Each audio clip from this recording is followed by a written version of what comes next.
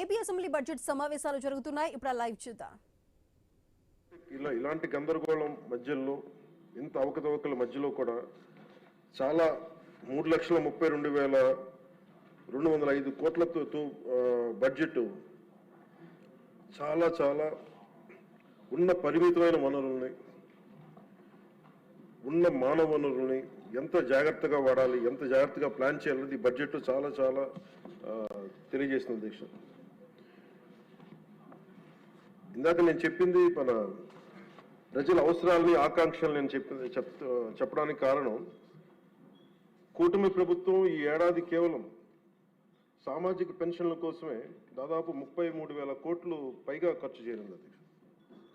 ఇది ఎలాంటి పరిస్థితుల్లో ఖర్చు చేస్తున్నామంటే, గత ప్రభుత్వం 9.74 లక్షల కోట్ల అప్పుల్ని సృష్టించి మనకు ఆర్థిక విధ్వంసం నుంచి మనల్ని నెట్టేస్తే, ఇలాంటి పరిస్థితుల్లో ఏ నాయకుడికైనా సరే, ఏ పార్టీకైనా సరే చాలా ఒక అస్తవ్యస్తంగా ఉండే పరిస్థితులు. దీంట్లో వీటన్నిటినీ తట్టుకొని దానికి ఎలాంటి ఆలోచన విధానం ఉండాలి ఆ వ్యక్తికి అని చెప్పడానికి ముఖ్యమంత్రి గారు ఒకసారి ఆలోచించాలి.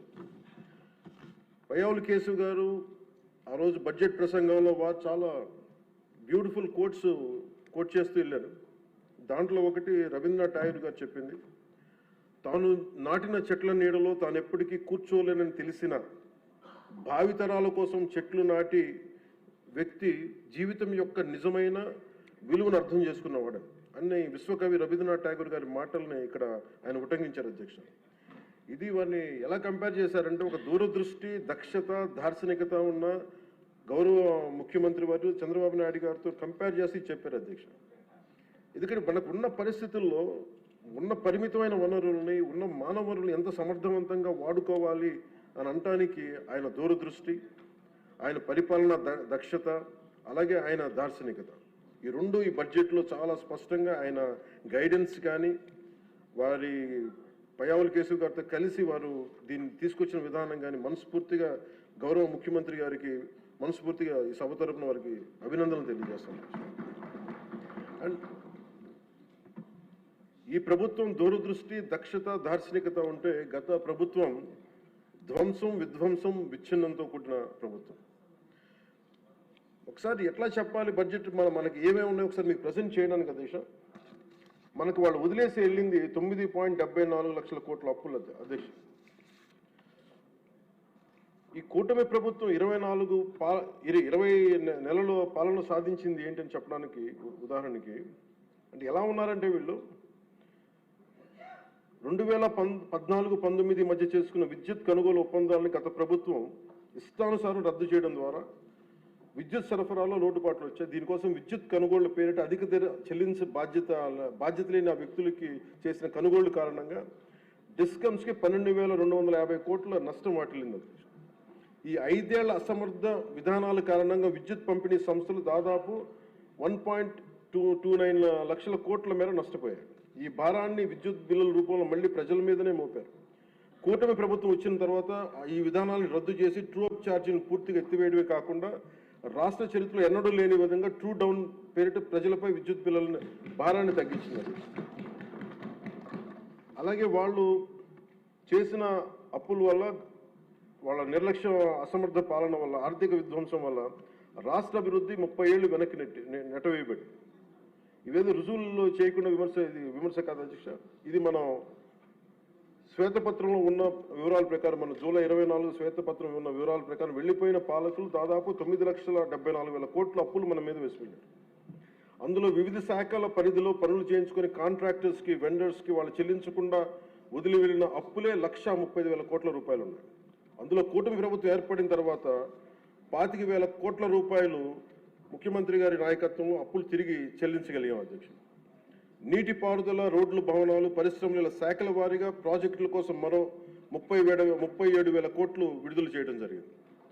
కూటమి ప్రభుత్వం ఏర్పడిన తర్వాత వాళ్ళు మిగిల్చిన అప్పులను క్లియర్ చేస్తూ అదనంగా సెంట్రల్లీ స్పాన్సర్డ్ స్కీమ్స్కి 25-26 ఆర్థిక సంవత్సరంలో 18,700 కోట్లని విడుదల చేయడం జరిగింది.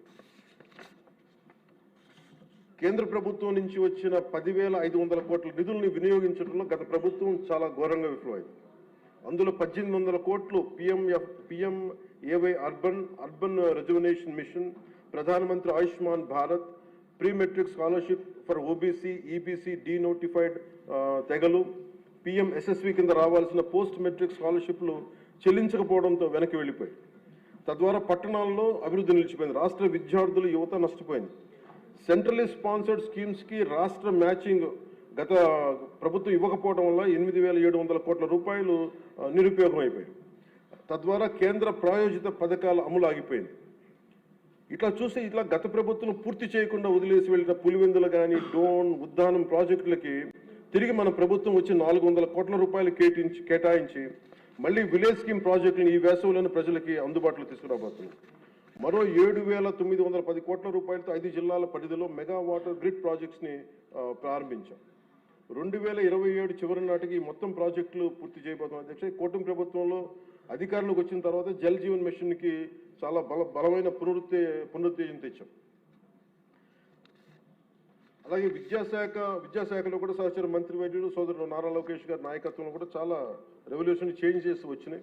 తల్లికి వందనం, మెగా పేరెంట్స్ టీచర్ మీటింగ్ వంటి ఈ వినూత్న కార్యక్రమాలను అమలు చేయడం, మెగా డిఎస్సి ద్వారా 16,000 మందికి ఉపాధ్యాయ నియామకాలు చేపట్టడం, ఇవన్నీ వారికి మనస్ఫూర్తిగా అభినందనలు తెలియజేస్తాను. మీ దృష్టికి ముఖ్యంగా జల్ జీవన్ మిషన్ ప్రజలకి తీసుకురావడానికి సభకు కూడా దేశంలో ఉన్న ప్రతి మనిషికి శుద్ధమైన, స్వచ్ఛమైన తాగునీరు అందించాలని గౌరవ ప్రధానమంత్రి శ్రీ నరేంద్ర మోదీ గారి సంకల్పం తీసుకొచ్చిన ఆయన ద్వారా వచ్చిన జల్ జీవన్ మిషన్ సైతం గత పాలకులు నిర్వీర్యం చేశారు. ఒకసారి రివ్యూస్ చేస్తామంటే 2019-24 మధ్య ఈ పథకం కింద కేంద్ర ప్రభుత్వం 27,000 కోట్లు కేటాయిస్తే కేవలం వాళ్ళు 4,000 కోట్లు మాత్రమే ఖర్చు చేశారు. అందులో కేంద్రం ఇచ్చిన గ్రాంట్ దాదాపు 2,000 కోట్ల రూపాయలు ఉంది. మనం అధికారంలో ఎన్డీఏ ప్రభుత్వం ముఖ్యమంత్రి గారి ఆధ్వర్యంలో అధికారం వచ్చిన తర్వాత గత ప్రభుత్వంలో పూర్తి చేసి ఇందాక చెప్పినట్టుగా పులివెందుల, డోన్, ఉద్దానం తాగునీటి ప్రాజెక్టులని ఈ వేసవిలోపే పూర్తి చేయబోతున్నాం. అలాగే మనకి 7,910 కోట్ల రూపాయలతో 5 జిల్లాల పరిధిలో చేపట్టిన మెగా వాటర్ గ్రిడ్ ప్రాజెక్టులు పనులు పురోగతిలో ఉన్నాయి. అలాగే 9,500 కోట్ల రూపాయలతో ఇంకొక 7 మల్టీ విలేజ్ స్కీమ్స్ని ప్రణాళికలు రూపొందిస్తున్నాం అధ్యక్ష. దాదాపు మనకున్నాయి 48,369 హ్యాబిటేషన్స్. దీంట్లో మేము నిన్న మొన్న ఈ మధ్యన రివ్యూ చేస్తూ ఒకటే మేము అడిగింది ఏంటంటే, గౌరవ ముఖ్యమంత్రి గారితో మాట్లాడుతూ మనకున్న మల్టీ విలేజ్ స్కీమ్స్ కాకుండా మనకి సింగిల్ విలేజ్ స్కీమ్స్ కూడా మనం ఏదైనా చేయాలని మాట్లాడితే ముందస్తుగా ఒక 3,000 బాగా గొంతెండిన గ్రామాలను గుర్తించాం అధ్యక్ష. వాటికి మేము ఉన్న దాంట్లో వాటర్ షెడ్ మేనేజ్మెంట్ కానీ, లేదంటే ఉన్న pipe lines, internal pipe lines కానీ ఇవన్నీ చేయడానికి ప్రణాళికలు సిద్ధం చేస్తున్నాం. ఈ ప్రభుత్వం కోరిక ఒకటే, ఎన్డీఏ ప్రభుత్వం కోరిక ఒకటే, స్వచ్ఛమైన, శుద్ధమైన నీరు అందించాలి. దీనికి మేము ఈ సభ సమక్షంలో మాటిస్తున్నాం అధ్యక్ష. ప్రతి గ్రామానికి దీనికి నీళ్లు అందిస్తాం. దీనికి ఇది ఈ 48,369 ఈ గ్రామాల్లో ముందస్తుగా ఈ 15 ఈ మల్టీ విలేజ్ స్కీమ్స్ కాకుండా ఇంకొక 3,000 గ్రామాలకి నీరు అందించాలని చెప్పి ఒక బలమైన సంకల్పంతో ముందుకెళ్తా ఉన్నాం.